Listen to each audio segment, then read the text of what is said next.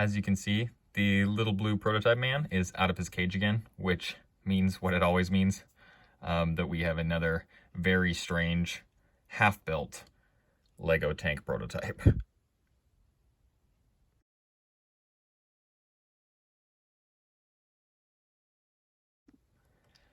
I gotta say, these are some of my favorite types of videos to make. I don't know why. I never expected myself to be making this kind of content, but as I've sort of just worked through what I kind of expect of my YouTube channel, I've had a lot of fun making these videos of these half-finished vehicles and different ideas and stuff too, and just sort of throwing that stuff around. I don't know why that's fun for me. I guess I never thought that it would be, but it has been. So it's been kind of a delight of mine to be able to see people kind of appreciate it and enjoy my prototype videos. So thanks guys, I guess. I don't know, sort of strange. Hey people, welcome to my YouTube channel. Today we have another tank prototype as per usual. This is an interesting project for me because it's something unlike anything I have ever done really, and it's also something I had trouble finding a lot of reference material for, so that should be interesting altogether as far as the full construction. So as you may have guessed, as I've hopefully titled the video, this is a Lego tank prototype of the Type 95 Ha-Go Japanese tank from World War II.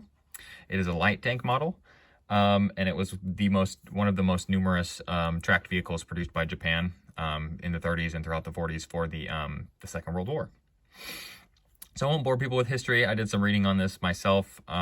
People know the Ha-Go generally just because it's very numerous as far as Japanese armor goes, and Japanese armor doesn't have a good rep usually, in contrast to other stronger, more allied or Axis powers vehicles, because everyone thinks that they're lame and they're underpowered. I personally really like the small tanks and the quirky little vehicles, so this for me was really fun to start to design and work through. I really enjoyed this process. This has been really nice, and the Japanese tanks had really cool camouflage and stuff too, so I'm excited to be able to work on that as well. As far as this actual prototype goes, as you can see, it's very, very much not finished. I wanted to just show off a little bit about how the prototyping went and what it might look like in the future. Sort of like just plans for it, as I've done with my other prototype videos. This one has been really interesting for me. The Panzer 38T, which was the last tank that I made, that was my last new design, was the smallest tank I've ever made. And technically speaking, this is supposed to be smaller.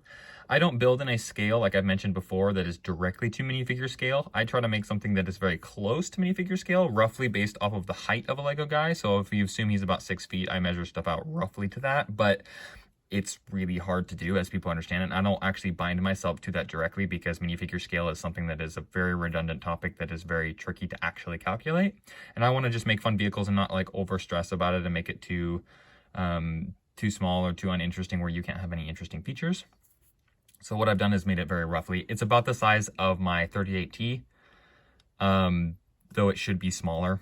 But I'm gonna go down the line. I'm gonna figure that stuff out, work through it. That's why it's interesting for me to present the prototypes, is because the main vehicle will probably be a lot different. So the main thing that came to sort of figuring this out, because the sculpting of the armor and like the glacis plate and like all the, you know, the mud coverage and stuff is actually not gonna be that hard. It isn't usually for me. The main thing that it came down to me was making the suspension system, which, as you can tell, is the most refined part of this. I didn't, usually since I can do it on one side, I can do it on the other. So I actually haven't even replicated it for this side yet. I don't even think this track length is correct. I just put it on purely for the prototype video. This thing is funny because I was working on this not even like 45 minutes ago, and I just threw these pieces on here to get a representation of it. This is how I build anyway, as I mentioned. This is my easiest system for me because purely because I get sort of like a 3D blueprint and I can kind of see what it's supposed to look like, and it already is starting to take shape and look like the Ha-Go tank.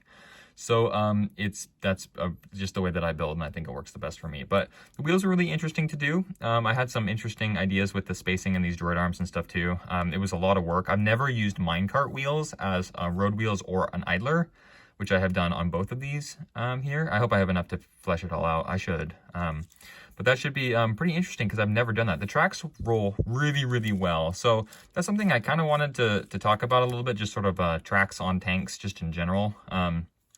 Because the funny thing is, when it comes to making vehicles like this, there is not a whole lot of good reference material, at least anything farther than Brickmania, which is sort of strange for me because apparently people just don't build these things. I think that's partially why I'm guessing maybe people somewhat enjoy some of the content that I make, is because people don't make these things. And I guess I don't understand why, because it's very, very tricky, but it's not impossible. It seems sort of like the world's given up. And that has been sort of a weird thing for me to discover. So I kind of like to sort of prove that it can be done. I just work on these things, and this happens to be what I'm good at. But when it came to something as specific as the Ha-Go tank, I genuinely could not find very many models of people who made the Ha-Go tank out of Lego, which was very strange for me because I always look for reference material. I always try to see what other people have done first, primarily so I don't copy them.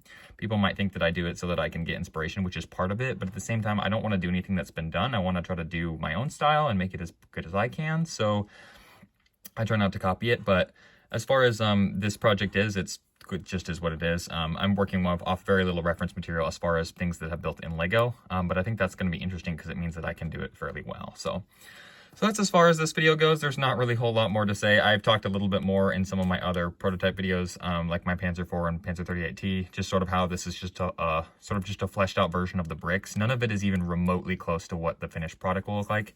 If you were to look at like my Panzer IV prototype or my Panzer 38T prototype, the finished result is way, way, way better than this. And I don't even know if this will look anything like it as it goes down the line, but this is what it looks like right now. This is my actual genuine model, and I do have to deconstruct this to continue progress on it. So it's fun for me to make the videos and show them off and watch back and compare them and be like, oh, that's funny that it used to be like that, and I changed that, because it changes so very quickly. And this has been a few weeks of work as of now. I think it's been like maybe 8 days, but it's not been too bad. It's just been sort of on and off and working on it, but. Anyway, I like to be able to present these things and show them off. As I've mentioned, this is fun for me. I like the prototype videos personally. People don't seem to make videos like this. They don't seem to talk about their process or how they make these things, especially realms like this in which it's like Lego model building, specifically also in the realm of this vehicle too, which is like one that people don't really build or make in an appropriate scale or to in a useful amount, which I get that it's hard and stuff too, because like this one I obviously won't be able to fit any guys in. But I think it looks pretty nice, and I'm pretty excited to see if it turns out as good as I hope it can. I'm hoping to do camouflage like I mentioned, and it should be pretty good. But with any luck, there will be Ha-Go tank videos on the channel soon. And then after that, hopefully we can do some mocks with them and maybe do like a jungle build, because that would be really fun for me. So that's all for this video. That's just me. I make these things anyway, and I like to get a chance to present them and share them. So if you liked it, you know what to do. I'm not going to tell people to like or subscribe just because I don't really care. I'm going to make these things regardless, and I want to get a chance to share them. And it's fun. It really is truly fun for me to be able to build these and to present them. So that's all for me today. Thanks for coming along and checking out another one of my weird projects. Hopefully I'll have videos on this out soon, and then hopefully tutorials to explain and let other people build it if they would like to build this this model that will be very good in the future, even if it looks pretty derpy right now. So you guys have a good day. That's all for me right now, and I'll catch you guys in the next ones. Bye-bye.